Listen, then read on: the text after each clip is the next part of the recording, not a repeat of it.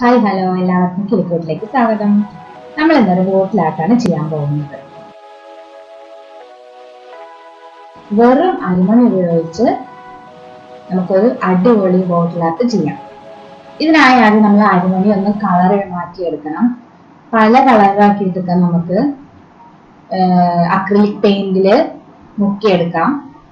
ഇപ്പൊ ഞാൻ ഇവിടെ ഉപയോഗിച്ചിരിക്കുന്ന ഫുഡ് കളറാണ്.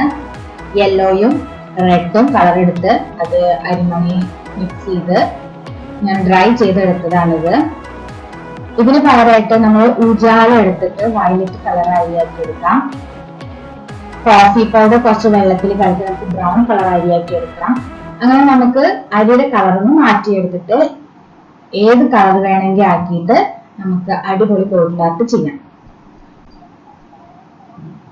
ഞാൻ ഇവിടെ ഫെവിക്കോളിന്റെ പശ അല്പം വെള്ളം ചേർത്ത് ഡൈല്യൂട്ട് ആക്കിയിട്ടുണ്ട്.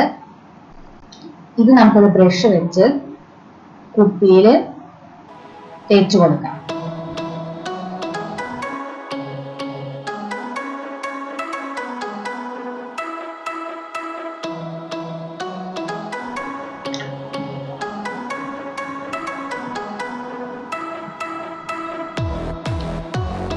ഇന്ന് കൈമണി ഇവിടെ ഒട്ടിച്ചെടുക്കണം. വളരെ ഈസിയാണ്, എല്ലാവരും ചെയ്ത് നോക്കണം.